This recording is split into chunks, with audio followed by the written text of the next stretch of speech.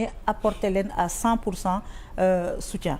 Alors c'est une très bonne question parce que man gëm naa lenn bokk na ci lu tardeel Sénégal c'est la situation de tension politique boo xam ne dañ cay nekk depuis 2020 parce que 2020 on a passé une période de Covid donc qui était extrêmement difficile pour le Sénégal jóge ci dugg dans les événements mars 2021 booba léegi na Sénégal dalu te en réalité le climat des affaires un climat de développement réew mi pour mu mën dem ci kanam il faut mu dal bokk na ci la koy dal donc une des initiatives majeures bi président Diomaye jëloon bi muy doog a egsi de convoquer tous les acteurs autour de la justice parce que tout le problème retourne au tribunal toutes les questions retournent aux questions de justice justice manipulée justice au nom du président justice instrumentalisée. Alors pour moi il y a deux solutions.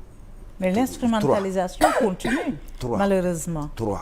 Il y a trois choses trois ruptures fondamentales yoo xam ne fi toll war nañ ko def. Benn c'est de couper le cordon ombilical entre le président de la République et le procureur.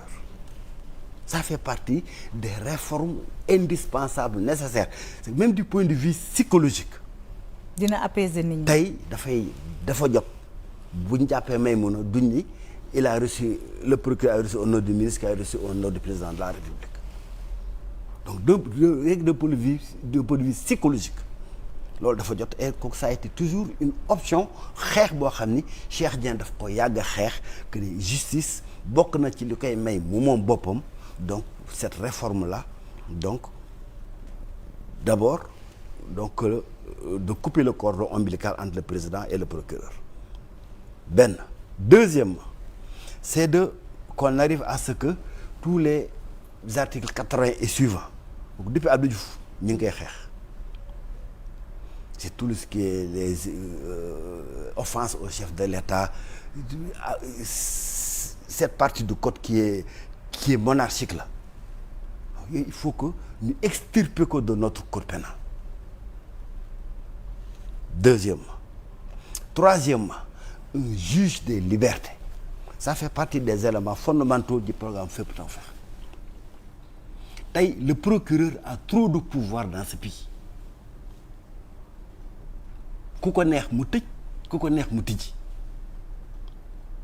Et ça il faut que ñu am un contre-pouvoir au niveau de la justice à travers un juge des libertés xam bu procureur ne nañ ko tëj sa avocat dem ci moom mu ne buñ ko tëj. La prison elle doit être une exception ultime. dama koy def parce que dama ko dund dans la chair ci les 12 ans d'opposition à Macky Sall et loolu bokk na beaucoup ci li apaiser le climat de judiciarisation de l'espace public.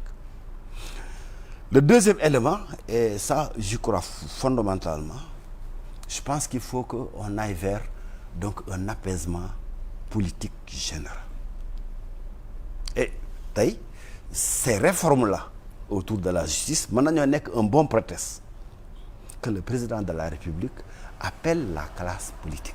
ñu waxtaan. Il faut c'est que réew mi ñu ñoo ko bokk il faut que ñëpp waxtaanee ko les acteurs politiques et ça c'est un débat qui doit jamais être rompu. Gis nga président Abdoulaye Wade bi muy instituer la fonction donc de chef de l'opposition c'était justement pour que le pouvoir am à tout temps un interlocuteur légitime. Le chef de l'opposition ce n'est pas en tant que une personne c'est celui qui porte la parole de toute l'opposition. Il est dépositaire donc de toutes les revendications de l'opposition et que ce chef de l'opposition puisse avoir des séances régulières du toog ak président de la République. mais lan ngay wax au duo Diomaye Sonko boo gisee ñuy rééditer les mêmes pratiques yi nga xam ne dañu ko doon dénoncer sous Macky Sall depuis bi ñu toogee ba tey y a minimum 13 personnes qui sont placées en situation de détention pour des délits d'opinion léegi pare na yéegaat nañ beneen étape léegi pour des délits d'opinion au lieu ñu juger la en flagrant délit comme ni ñu ko institué woon et que mu wane woon beneen un nouveau souffle léegi am na ku ñu yóbbu en instruction Assane Diouf la ñu jàpp yóbbu ko en instruction pour un délit d'opinion nga xam ne délit d'opinion sax waratul exister dans notre pratique juridique et démocratique lan nga leen di wax eux qui ont subi nu mu tudd ces infractions là. alors ñaari mbir ci loolu bu njëkk bi mooy li ma wax léegi donc ces ruptures là qui sont attendues au niveau de la justice. Elles ne sont pas encore faites. Elles sont attendues et je pense que tey ça devient urgent que le président de la République jël ay initiatives dans ce sens-là de réformer le fonctionnement de la justice notamment du point de vue du cordon ombilical, que le procureur ne soit plus perçu comme un pion du président de la République au sein de l'institution judiciaire.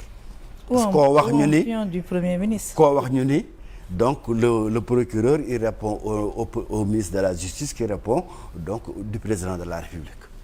Parce que c'est ça mooy li wax le cordon ombilical. Donc loolu il faut ñu dagg ko. ñoom dagguñu ko de ñu ngi dugal offense au Premier ministre. léegi ça c'est le premier aspect. C'est le premier aspect, c'est la nécessité des réformes yi ñu war a indi dans la justice et qui attendent encore.